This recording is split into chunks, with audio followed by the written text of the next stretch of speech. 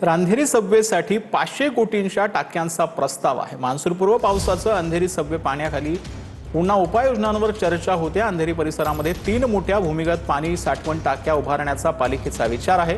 प्रस्तावाबाबत अमित साठम यांनी पालिका अधिकाऱ्यांची भेट घेतली। टाक्यांचा मॉडेल हिंदमाता परिसरात तत्कालीन मंत्री आदित्य ठाकरेंच्या पुढाकाराने राबवण्यात आलेला होता।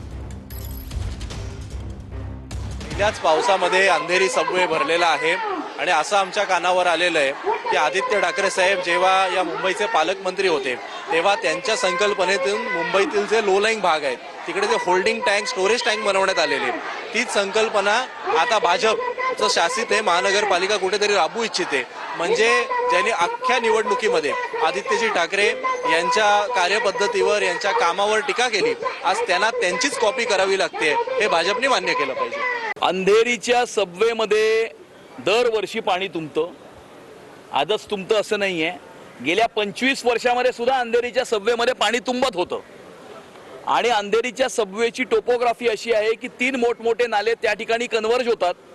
ईस्ट म्हणजे पूर्वेच्या दिशेला 3 होल्डिंग पॉइंट्स तयार करणे आणि अंधेरी सबवे पासून भरडावाडी कलवट जो वेस्टला आहे त्या ठिकाणी एक ड्रेन मायक्रो टनलिंगनी तयार करणे 1 किलोमीटरची, असे 4 वेगवेगळे उपाय त्यांनी सुचवले होते। हे ड्रेन आणि पॉन्ड्स होल्डिंग पॉन्ड्स तयार करण्याची किंमत ही 500 कोटीपेक्षा जास्त आहे। भाजपचे नेते आणि माजी आमदार संग्राम थोपटे यांना पितृशोक झालेला आहे। काँग्रेसचे ज्येष्ठ नेते अनंतराव थोपटेंचं निधन झालंय। वयाच्या 93व्या वर्षी त्यांचं निधन जे आहे ते अल्पशा आजाराने झालेलं आहे। अनंतराव थोपटेंनी अनेक वर्ष भोर विधानसभा मतदारसंघाचं नेतृत्व केलं। पुण्यातील दीनानाथ मंगेशकर रुग्णालयामध्ये अनंतराव थोपटेंनी अखेरचा श्वास घेतला। सकाळी 8 वाजता भोरच्या चौपाटी निवासस्थानी त्यांची पार्थिव जे आहे ते त्यांचा अंत्यदर्शनासाठी ठेवण्यात येईल। तर सकाळी 10 वाजता अनंतराव थोपटे यांच्यावर भोरमधील एटी कॉलेज ग्राउंडवर अंत्यसंस्कार पार पडले। तर गिरगावातील खंडित होणाऱ्या वीज पुरवठ्याबाबत स्थानिकांची नाराजी। बेस्टच्या अध्यक्षा तृष्णा विश्वासराव या गिरगावात येऊन त्यांनी समस्या जाणून त्या घेणार आहेत। बेस्टच्या अध्यक्षा स्थानिकांशी चर्चा करणार असल्याची माहिती। मीरा भाईंदरमध्ये वारंवार होणाऱ्या पाणी कपातीवरून काँग्रेस आक्रमक झाली। काँग्रेसनं महापालिकेत मटकाफोड आंदोलन केलं। शहराला नियमित पुरवठा पाणी पुरवठा करण्याची काँग्रेसनं मागणी केली। तात्काळ उपाययोजना न केल्यास तीव्र आंदोलनाचा काँग्रेसनं इशारा दिला।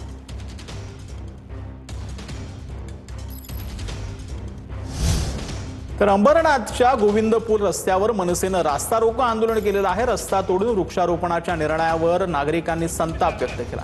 सत्तेच्या दबावाखाली काम सुरू असल्याचा मनसेचा आरोप आहे। काही महिला ज्या आहेत त्या शिवाजीनगर पोलीस ठाण्यात तक्रार देण्यासाठी गेल्या असता पोलिसांनी तक्रार स्वीकारली नसल्याचा आरोपही यावेळेला करण्यात आलेला आहे।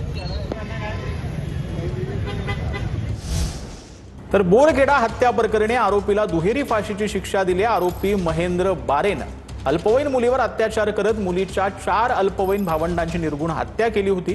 जिल्हा सत्र न्यायालयामध्ये SR जाधव यांच्या कोर्टानं निकाल दिला। या प्रकरणामध्ये विशेष सरकारी वकील म्हणून उज्ज्वल निकम यांनी युक्तिवाद केला होता। जळगावच्या रावेरमधील बोरखेड्यामध्ये 2020 साली हत्याकांड घडला। त्यामुळे पंचक्रोशीतल्या लोकांना आनंद झालेला आहे। विशेषतः रावेरचे पोलीस निरीक्षक विशाल जयस्वाल, माझ्याबरोबर सहाय्यक सरकारी वकील प्रवीण बोंबे, मिस्टर जाधव या सगळ्यांनी मेहनत घेतली आणि ही दुहेरी फाशीची शिक्षा झाली असं मी म्हणेन। कारण आज न्यायालयाने हे घोषित केलं की 4 निष्पाप लहान मुलांना अत्यंत क्रूरतेने ठार केल्याबद्दल त्यांना एक फाशीची शिक्षा सांगितली आहे। कल्याण रेल्वे स्थानक परिसरात भुरट्या चोराकडून रिक्षा चालकाचा मोबाईल आणि रोकड लंपास करण्यात आले। प्रवासी म्हणून रिक्षात बसत चोऱ्याची घटना सीसीटीव्हीत कैद झाली। भुरट्या चोरट्यांकडून आता रिक्षा चालक जे आहे ते टार्गेट पाहायला मिळतात। वारंवार घडणाऱ्या चोरीच्या घटनांमुळे प्रवासी आणि नागरिकांमध्ये भीतीचं वातावरण आहे। तर कल्याण रेल्वे स्थानक परिसरामध्ये चोरांकडून रिक्षा चालकाचा मोबाईल जो आहे तो लंपास करण्यात आलेला आहे। हा संपूर्ण प्रकार जो आहे तो सीसीटीव्ही मध्ये कैद करण्यात आला। पालकमंत्री हसन मुश्रीफांकडून नंदुरबार शासकीय रुग्णालयाची पाहणी करण्यात आली। शासकीय रुग्णालयामध्ये अनेक त्रुटी असल्याचं समोर आलं। महिला रुग्णांच्या अडचणी वर्षभरात दूर करणार प्रशासनाला पालकमंत्र्यांनी निर्देश दिलेले आहेत।